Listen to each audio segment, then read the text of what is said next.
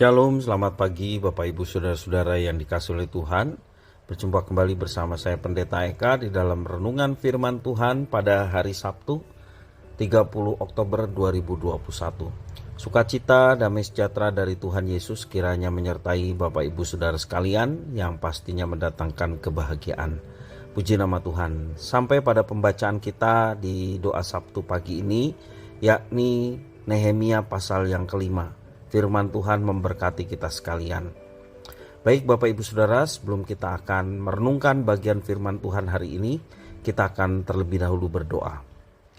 Tuhan Allah Bapa di surga yang kami puja sembah dalam nama Tuhan Yesus, kami sungguh bersyukur dan berterima kasih kepada Tuhan yang terus memelihara hidup kami sampai pagi hari ini. Kami mau terus duduk dekat dengan Tuhan dan terus belajar firman Tuhan.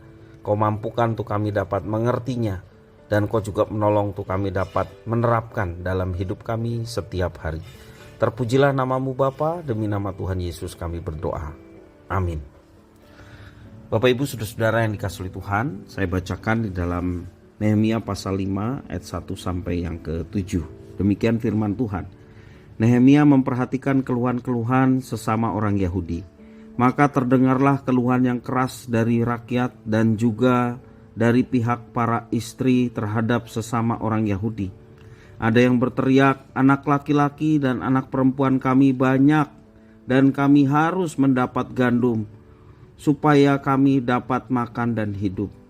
Dan ada yang berteriak, ladang dan kebun anggur, dan rumah kami gadaikan untuk mendapat gandum pada waktu kelaparan.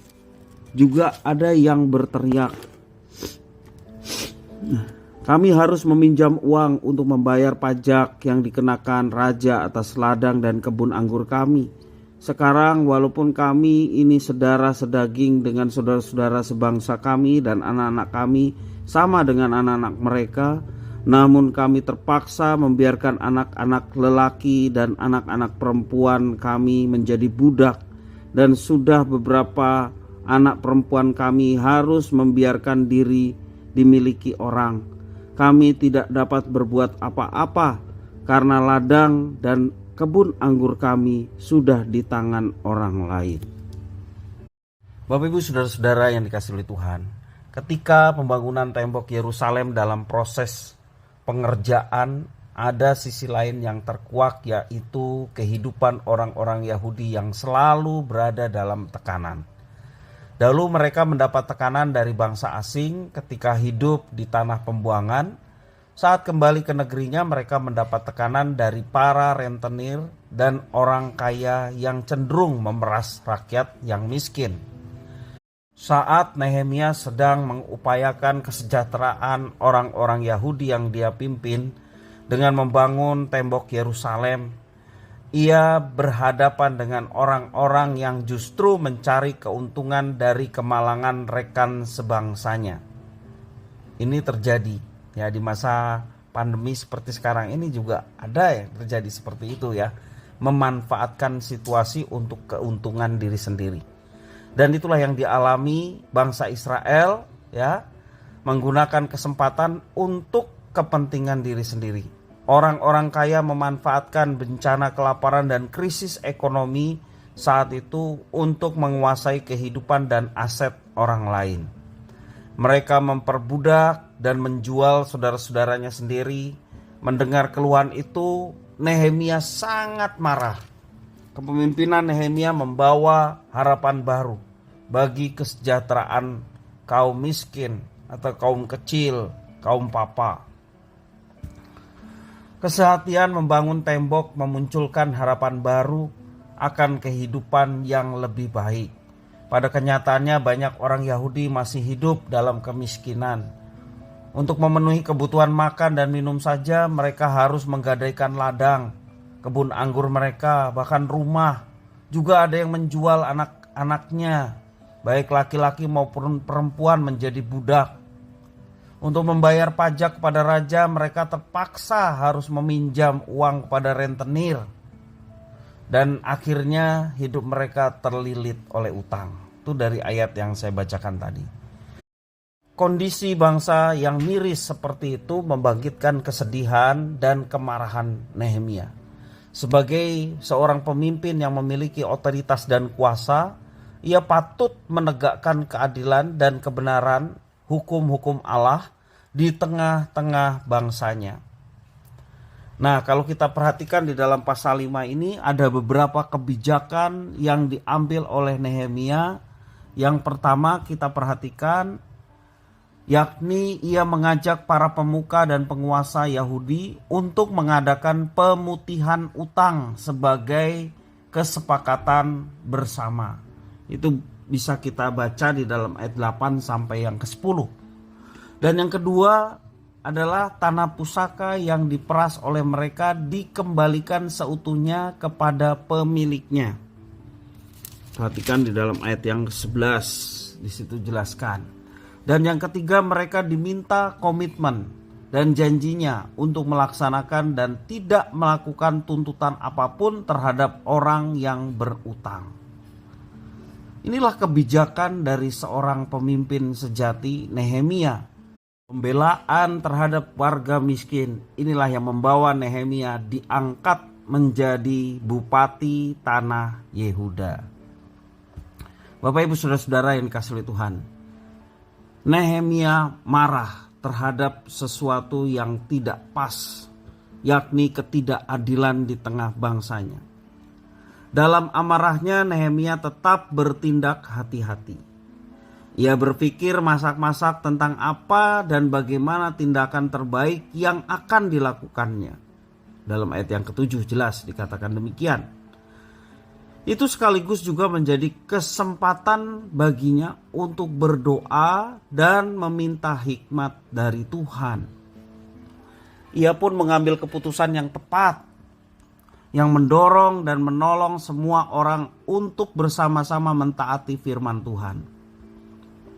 Takut akan Tuhan merupakan modal utama dari seorang Nehemia untuk menjadi pemimpin yang patut diteladani oleh bangsanya. Demikian juga bagi kita yang membaca kisah ini, menteladani apa yang telah dilakukan oleh Nehemia. Keteladanannya menjadi motivasi bagi kita untuk hidup benar di hadapan Tuhan, agar kita menjadi pribadi yang peduli pada sesama yang kekurangan dan menginspirasi banyak orang untuk sesuatu yang baik. Kemarahan yang benar seperti yang Nehemia lakukan memang membawa kebaikan bagi sesama. Dan kemarahan yang benar adalah ketika tujuan kemarahan itu adalah untuk kemuliaan Tuhan dan perbaikan hubungan dengan sesama. Nah, Bapak Ibu Saudara-saudara yang dikasihi oleh Tuhan, marilah kita senantiasa sebagai anak-anak Tuhan melakukan apa yang dipercayakan Tuhan atas kita dengan sebaik-baiknya. Ketika kita melihat ketidakadilan, ketika kita melihat orang-orang yang membutuhkan, ada empati ataupun ada kegerakan hati untuk kita melakukan sesuatu. Seperti yang dilakukan oleh Nehemia. Dia memang seorang pemimpin sehingga kesempatan dia memimpin digunakan untuk kebaikan bersama. Dia tidak kompromi dengan orang-orang yang mungkin bisa mendukung dia, sehingga dia juga mendapatkan keuntungan daripada itu. Tetapi dia melakukan tindakan yang sungguh-sungguh adil.